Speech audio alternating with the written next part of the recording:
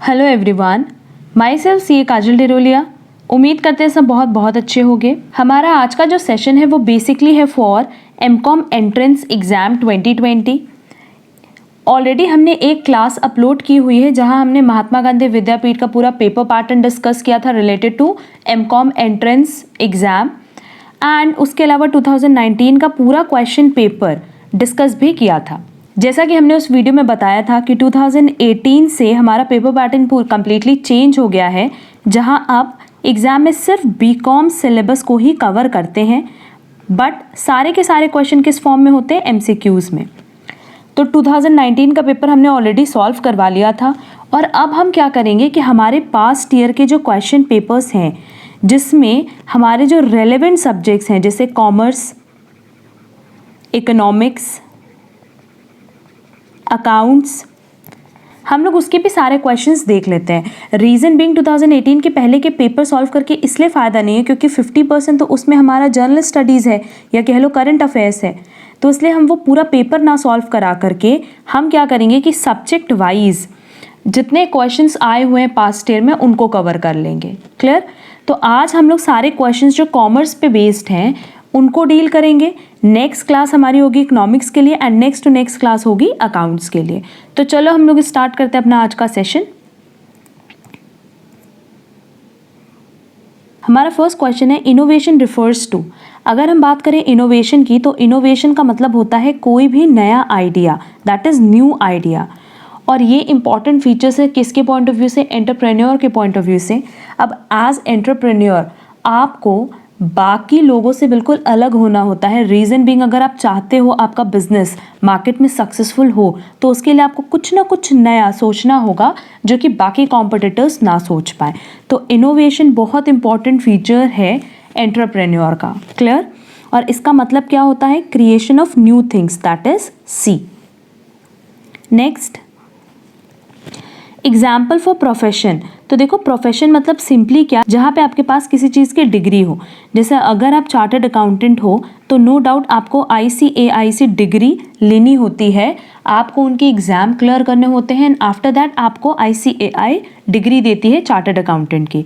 तो as a chartered accountant practice करने के लिए आपको ICAI से डिग्री लेनी होती है। विदाउट डिग्री आप प्रैक्टिस में नहीं जा सकते। क्लियर? तो वही चीज़ पूछ रहा है इसमें कि इनमें से कौन सा प्रोफेशन है, doctor, businessman, employ, worker. But obvious doctor, क्योंकि बिजनेसमैन, एम्प्लॉय, वर्कर तो हम बिना किसी डिग्री के भी बन सकते हैं, बट डॉक्टर बनने के लिए हमारे पास डिग्री होनी चाहिए। तो जिसके लिए डिग्री चाहिए वो क्या है, profession, that is A. Next, industry related to reproduction of plants and animals, but obvious genetic industry, that is B. Next, when goods imported from one country for the purpose of exporting to another country is known as, आपने एक country से goods मंगवाया, that is import किया, और दूसरी country में वो भेजने की तैयारी है, दैट इज एक्सपोर्ट करने की। तो इस पूरे प्रोसेस को हम कहते हैं entrepot trade, that is D. देखो ट्रेड मतलब क्या हुआ, सीधे सीधे किसी भी गुड्स को बाय करना एंड सेल करना। अगर हम एक्सपोर्ट की बात करें तो एक्सपोर्ट मतलब क्या हुआ कि इंडिया से आप कहीं बाहर फॉरेन में गुड्स भेज रहे हो। इंपोर्ट मतलब फॉरेन से गुड्स इंडिया में मंगवा रहे हो, परचेज कर रहे हो। बट एंट्रीपोर्ट मतलब कि आपने किसी कंट्री से गुड्स मंगवाया और आपकी प्लानिंग है कि दूसरी कंट्री में वो गुड्स आप फॉरवर्ड कर दोगे। तो इस प्रोसेस को हम कहते हैं entrepot trade. Clear? Next, the liability of the sole proprietor is but of is unlimited. हम सबको पता है कि अगर एक सोल प्रोप्राइटर है, एक अकेला पर्सन वर्क कर रहा है, तो उसकी लाइबिलिटी क्या होगी, unlimited. But as per companies act 2013, अब जो नया कॉन्सेप्ट आया है, सोल प्रोप्राइटर की बात नहीं करें, एक नया कॉन्सेप्ट जो आया 1% कंपनी का, तो वहाँ एज कंपनी आप रजिस्टर हो जाओगे तो आपकी लाइबिलिटी क्या हो जाएगी, limited. But as sole proprietor आपकी लाइबिलिटी क्या है, unlimited. Next, HUF law prevails only in Assam and West Bengal. देखो पहले ये चलता था कि असम एंड वेस्ट बंगाल में दया भागा चलता था, जहाँ ये होता था कि डॉटर्स एंड सन्स दोनों को ही इक्वल राइट्स मिलते थे ऑन एंसेस्ट्रल प्रॉपर्टी। बट बाकी असम और वेस्ट बंगाल छोड़ दें तो बाकी जो पार्ट्स हैं इंडिया के, उसमें मिताक्षरा चलता था, जहाँ एंसेस्ट्रल प्रॉपर्टी में शेयर सिर्फ और सिर्फ सन को मिलता था और डॉटर्स को किसी भी तरह का कोई राइट नहीं मिलता था। बट अब ये पूरा का पूरा कॉन्सेप्ट ही खत्म हो गया है। रीज़न बीइंग कि अब all over India daughters and sons दोनों को इक्वल राइट मिलता है ऑन एंसेस्ट्रल प्रॉपर्टी, बट इसका आंसर क्या होगा? B. Next, the cooperative societies act was established in the year but of 1912। Next, a person who gives impression that he is partner of the firm is called. अगर आप partner नहीं हो but आप खुद इस तरीके से खुद को प्रेजेंट कर रहे हो कि आप फर्म में पार्टनर हो, तो इस प्रोसेस को हम क्या कहते हैं? Partner by estoppel. Next, the minimum and maximum numbers in public limited company. पता है पब्लिक लिमिटेड कंपनी में कम से कम 7 और ज़्यादा से ज़्यादा कितने लोग हैं? No limits, that is C. Next, a company who share capital is not less than 51% is called as. देखो 51% की बात किया है तो बेसिकली एक कंपनी जिसमें गवर्नमेंट 51% की शेयर होल्डिंग रखती है उसको हम कहते हैं government company, that is C.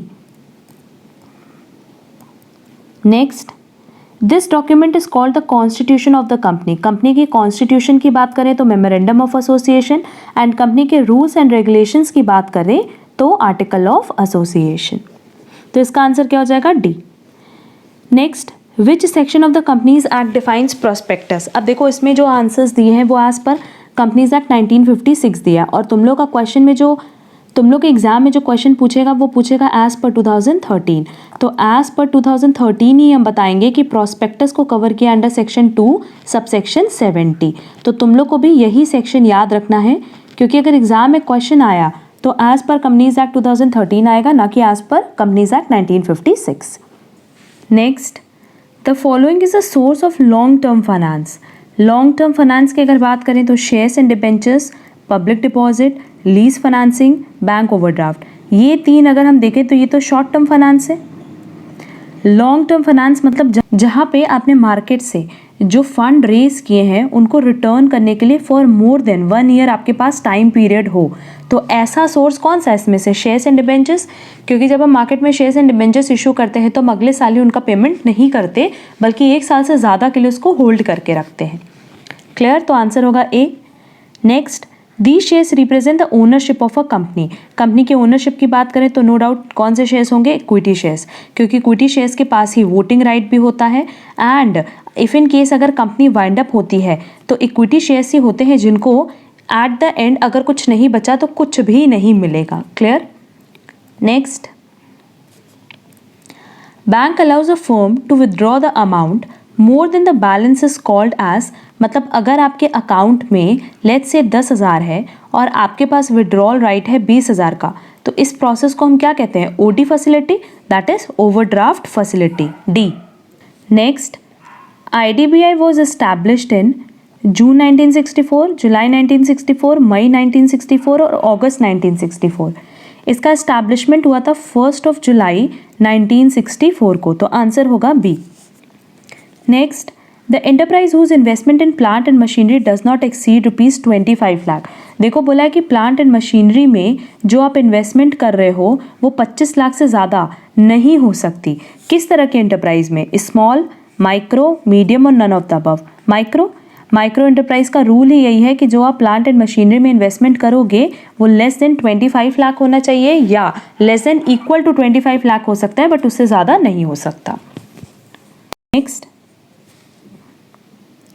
a company which operates in more than one country is foreign company, national company, multinational company or none of the above, but obvious multinational company, that is MNCs। अब देखो MNCs का मतलब ही यही होता है कि ये transnational corporation होती हैं। क्या होती हैं? Transnational corporation. अब ट्रांसनेशनल कॉरपोरेशन क्या है? Any corporation that is registered and operates in more than 1 country at a time. एक ऐसी ऑर्गेनाइजेशन जो एट अ टाइम एक कंट्री से ज़्यादा कंट्रीज में ऑपरेट कर रही हैं एंड रजिस्टर्ड है। हम फिर से रिपीट कर रहे हैं, any corporation that is registered and operates in more than 1 country at a time. MNCs वो कंपनी होती हैं जिनका रजिस्ट्रेशन एंड जो ऑपरेट भी एक से ज़्यादा कंट्रीज में एट अ टाइम करती हैं। क्लियर? तो उस कंपनी को हम कहते हैं MNCs, तो आंसर हो जाएगा C. Next, ATM stands for but obvious automated teller machine, that is सी।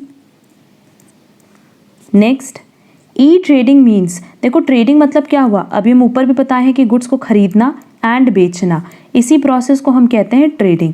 और ई ट्रेडिंग मतलब क्या होता है, जब आप इलेक्ट्रॉनिक परचेज सेल करते हो, जैसा परचेज तो हम सब ने किया है, जैसे मिंत्रा से आप परचेज करते हो, फ्लिपकार्ट से परचेज करते हो, तो ये क्या है, ई ट्रेडिंग है। Selling of goods, selling of services, buying and selling of stocks, selling of goods and services, but of is buying and selling of stocks, क्योंकि ई ट्रेडिंग में ना दोनों चीज़ होती है, गुड्स को खरीदना भी होता है, गुड्स को बेचना भी होता है। Next, entrepreneur is a person who organize, operate and assumes the risk for business venture. It is defined by Cantillon. ये सब लर्न करने की चीज़ है, तो साथ ही साथ लर्न करते चलना। Next, entrepreneurs who are cautious and not ready to take up risk are called as innovative, Fabian, imitative और drone, but obvious Fabian. Fabian entrepreneurs वो होते हैं जो बहुत ज़्यादा कॉशियस होते हैं और किसी भी तरह का रिस्क लेने को तैयार नहीं होते हैं। जो जैसा चल रहा है, मतलब जो ट्रेडिशनल मेथड वो फॉलो कर रहे हैं, वो उसी को फॉलो करते रहते हैं और उसमें किसी भी तरह का कोई चेंज नहीं करते। चेंज ना करने का रीज़न कि वो रिस्क लेने को तैयार नहीं होते। तो आंसर हो जाएगा B, Fabian. Next, the relationship between entrepreneur and entrepreneurship is, अगर हम इसके रिलेशनशिप की बात करें तो नो डाउट ये क्रिएटर है, बनाने वाला, और ये क्या है, बन रहा है, दैट इज क्रिएशन। या कह सकते हो ये एक पर्सन है और इसकी सोच क्या है, एंटरप्रेन्योरशिप। तो देखो पर्सन एंड इनिशिएशन भी दिया है, क्रिएटर एंड क्रिएशन भी दिया है, शिप एंड सेल भी दिया है। तो आंसर क्या हो जाएगा, ऑल ऑफ द अबव, क्योंकि एंटरप्रेन्योर के बेसिस पे ही तो उसकी entrepreneurship that is organisation run करती है। तो सब कुछ इस पर्सन पे डिपेंड करता है। तो आंसर हो जाएगा D, all of the above. Next, wholesale trade means, wholesale मतलब क्या होता है, जब आप बल्क में गुड्स खरीदते बेचते हो। जैसे सबने देखा होगा ना, हम लोग जाते हैं वेजिटेबल्स खरीदने वेजिटेबल मार्केट में जब, तो वहाँ 2.5 kilo 5 kilo at a time हमें परचेज करना होता है, तो वो क्या है, होल सेल। और जो रिटेलर्स हमारे घर के बाहर आकर के सेल करके जाते हैं, वो छोटी छोटी क्वांटिटीज़ में सेल करते हैं। आप 250 ग्राम भी खरीद सकते हो, 500 ग्राम्स भी खरीद सकते हो, इन सो ऑन। तो होल सेल पूछा है, नो डाउट इसका आंसर होगा buying and selling of goods in bulk, that is D. Next, These retailers are very commonly found in all the places. इसका आंसर मेरे अकॉर्डिंग होना चाहिए सी, हॉकर्स। ठीक। Next, the SEZ act was passed by the parliament in, ये हुआ कब था पास, 2005 में, जून 2005, दैट इज सी। ये सब लर्न करने के क्वेश्चंस हैं जो आप साथ ही साथ लर्न करते चलना। Next is, the following organisation is developing the SEZs in Andhra Pradesh. Organisation पूछा है, तो कौन सी ऑर्गेनाइजेशन है, Andhra Pradesh SEZ, that is C. देख लो सी का नाम भी है, ये APSEZ, मतलब Andhra Pradesh special economic zone. Next, the main aim of special economic zone is, special economic zone का मेन एम क्या है, to develop lands, to develop local markets, to attract foreign investment और all of the above. Special economic zone के point of view से बात करें तो C, to attract foreign investment, कि उनका मोटिव ये होता है कि वो ज़्यादा से ज़्यादा फॉरेन इन्वेस्टमेंट आपके लिए ला पाए, that is C. Next, banking regulation act was enacted in 1949। Next, find out the private sector bank from the following, SBI, AB is Allahabad bank, PNB Punjab national bank and HDFC। Private sector bank पूछा है तो उसमें आपके पास option है HDFC का। Next, the principal of indemnity is not applicable to.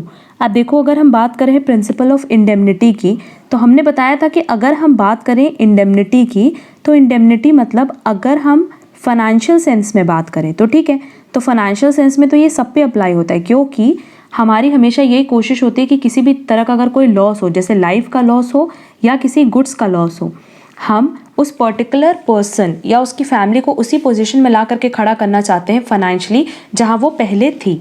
But अगर यहाँ पूछा है प्रिंसिपल ऑफ इंडेमनिटी, तो यहाँ देखो ऑप्शन दिया है marine insurance, life insurance, medical insurance और fire insurance, but obvious life insurance, क्योंकि लाइफ इंश्योरेंस में यहाँ फाइनेंशियली बात नहीं कर रहा है, यहाँ बात कर रहा है कि जिस पर्पस के लिए इंश्योरेंस हुआ था क्या वो आप लौटा सकते हो, क्या आप किसी की लाइफ लौटा सकते हो, नहीं लौटा सकते।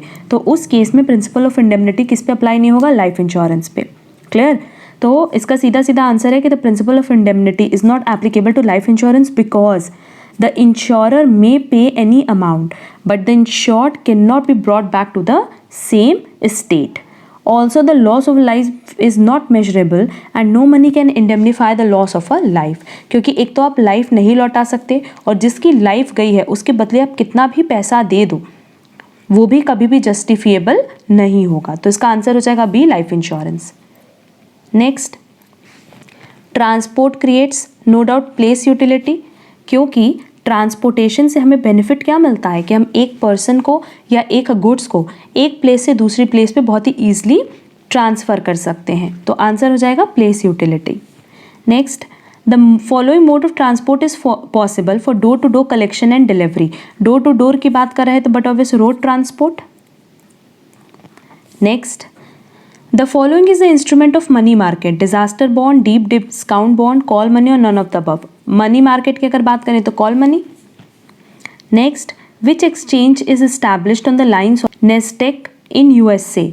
नेस्डेक की अगर हम बात करें तो national stock exchange, that is NSC. ये सब लर्न करने वाले क्वेश्चंस हैं. Sensex means sensitive index. Nifty contains of how many companies? 30, 40, 50, 60, but obvious 50. The Consumer Protection Act was established in. ये एक्ट established हुआ था 1986 में, that is C. Next, Agmark shows quality on which product? Cosmetic, medicine, agricultural product और gold. Agmark का जो मतलब mark होता है वो आपने देखा होगा एग्रीकल्चरल प्रोडक्ट्स पे, that is C. Next, if the value of the goods and services and the compensation claimed is more than 1 crore can be filed in. अब देखो ये बोल रहा है कि जो goods and services की वैल्यू है और जो compensation है वो कितना है, 1 करोड़ से ज़्यादा. तो इस तरह की जो आपकी क्लेम है वो कहाँ फाइल होती है? नेशनल कमीशन में, दैट इज सी. क्लियर. ये 40 क्वेश्चंस हमारे पास दिए थे रिलेटेड टू कॉमर्स जो कि आपके past year MCom entrance question paper से ही हमने कवर किए हैं. तो ये सारे के सारे क्वेश्चन आपकी एग्जाम पॉइंट ऑफ व्यू से बहुत रेलेवेंट है. एंड जैसा कि हम सबको पता है कि महात्मा गांधी विद्यापीठ की जो डेट है एमकॉम एंट्रेंस के लिए वो भी अब क्लियर हो गई है 13 अक्टूबर. और हमने लास्ट क्लास में ये बताया भी था कि 17 अक्टूबर के पहले ही एग्जाम होगा, that is with in October he exam आपका कंडक्ट होगा. तो ये सारे क्वेश्चंस आप बहुत अच्छे से प्रिपेयर कर लेना. एंड नेक्स्ट क्लास में हम लोग इकोनॉमिक्स के सारे क्वेश्चंस डील करेंगे and next to next class में अकाउंट्स. आज की क्लास में अगर कहीं पे भी कोई प्रॉब्लम होगी तो कमेंट बॉक्स में कमेंट करके ज़रूर पूछना. आज के लिए बस इतना. Thank you so much.